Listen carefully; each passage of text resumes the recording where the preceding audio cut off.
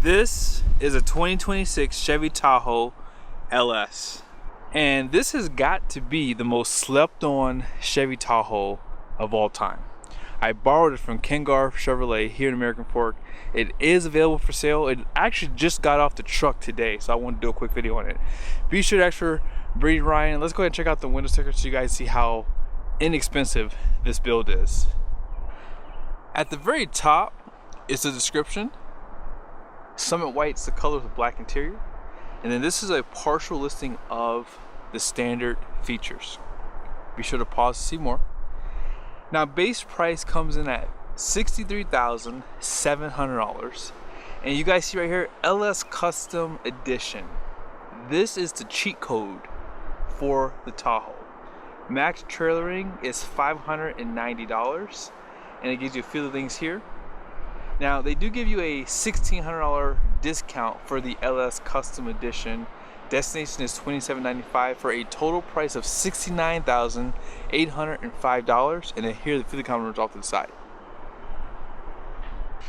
Why do I consider this the cheat code for the Chevy Tahoe? This is under $70,000, right?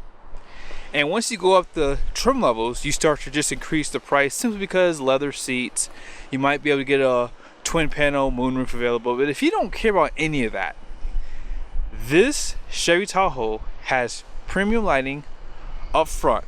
Sure, it doesn't have the animations, but who cares? It has parking sensors up front. And do you guys notice those wheels? Those are 22s. What SUV have you seen those on?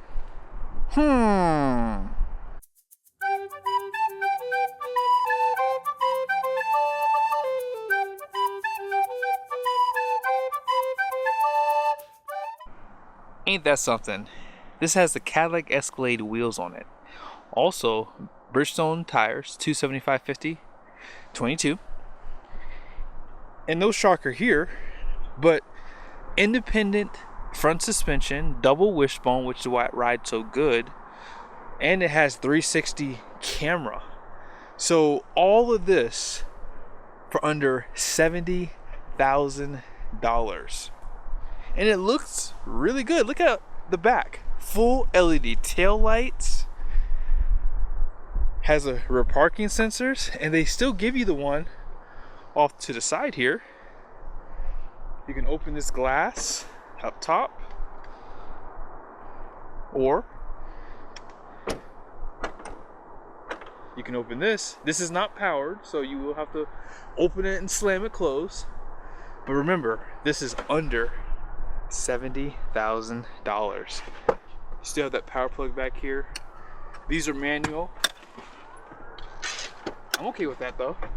It's quicker anyways. And Chevy still makes you hold the button when you get the power. 60/40 bench.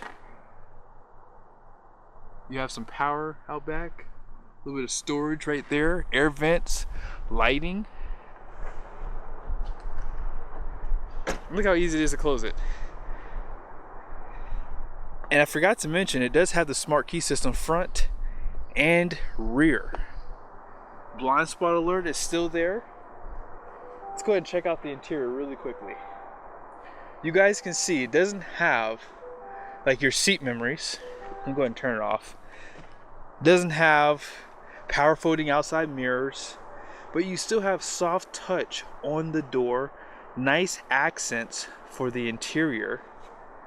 Has a regular sound system, but power seat on this side. These are not going to be heated, but it does still have dual climate control. And check this out, tilt and telescoping steering wheel. They also give this the large screens too. So if you get a high country, you're gonna get the exact same screen layout as you see here. On this side, you guys see, you have a little bit of controls for your parking sensors. You can disable them. 360. It also has traction control, lane keep assist. Full drive auto is still there. You have your drive modes. This is actually a really nice SUV. I know some people may want to still have leather seats or maybe even have the power to pull running boards. That could be added aftermarket, and I'm pretty sure you can add leather seats to this as well. Let's check out the passenger side. On this side, you have an 8-way passenger seat with lumbar, grab handle, and here's that glove box, soft open. Up top here, the only control you have is for the interior lights. That's it. But you still have the vanities with the lighting on both sides. All soft touch on the dash up top here. Leather wrapping here. 2 USBs. Deep storage. More USBs.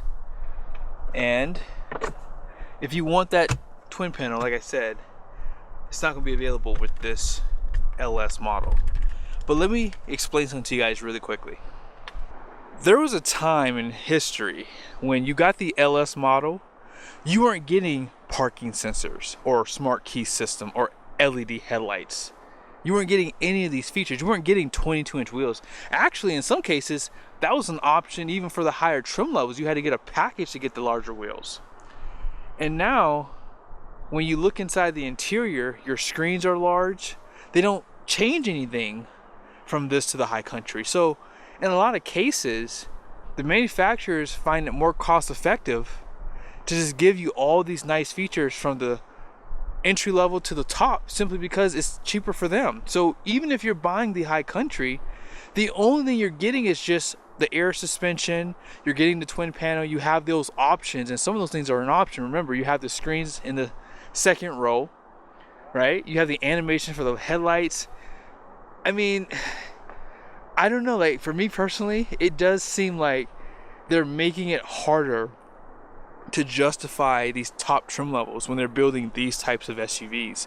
This LS model is all you would ever need, and I think it looks absolutely amazing. And the reason why I did this video today is because I thought this was like a high country, because I saw the wheels, like, man, those wheels look like the ones off the Cadillac Escalade. And no, this is a LS custom package.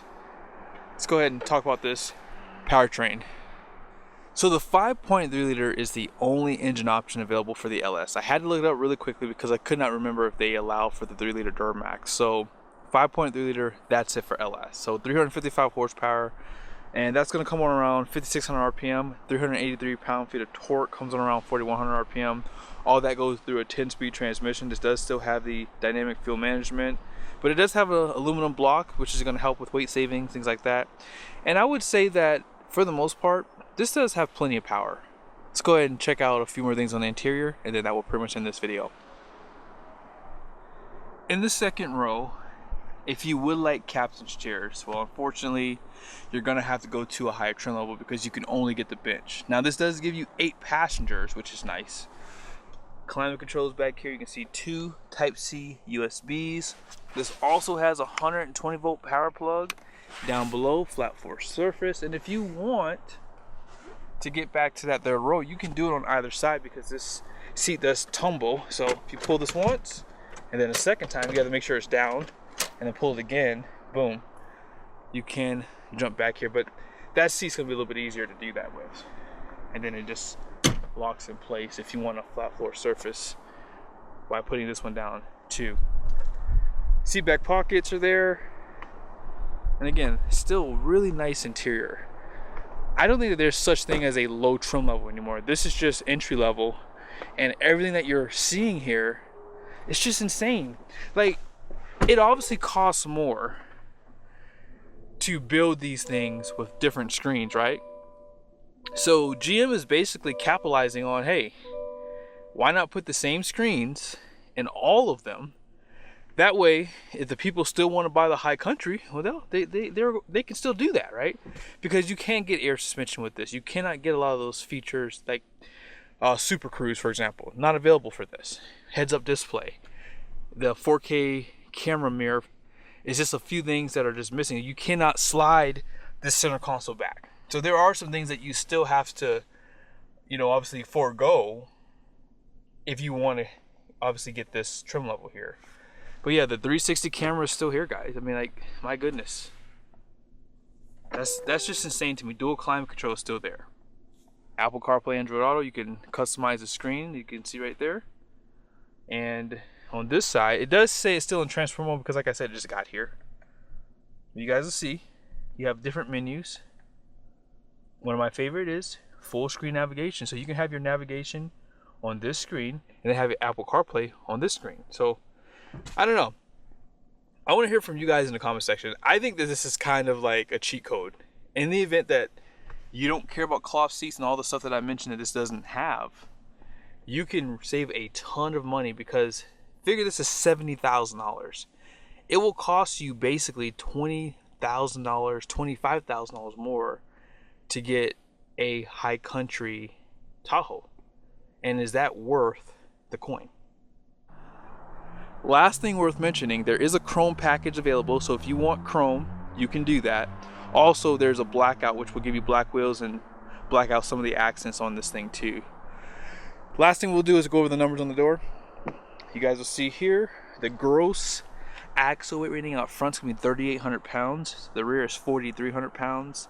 The gross vehicle weight rating is 7,600 pounds. 22 by 9 wide wheels, and an all-in payload capacity 1,733 pounds. That's the main reason why you would get this. 8,200 pound towing capacity. Higher trim levels with the bigger engines are like 7,800 pound towing capacity. And then tire pressure is 36 psi all the way around. I hope you guys enjoyed this video. I'm a big proponent of buying high trim levels, and this really did shock me, because I saw the wheels thinking this was a high country, and no, it's just a LS trim level that looks almost as good as the high trim levels.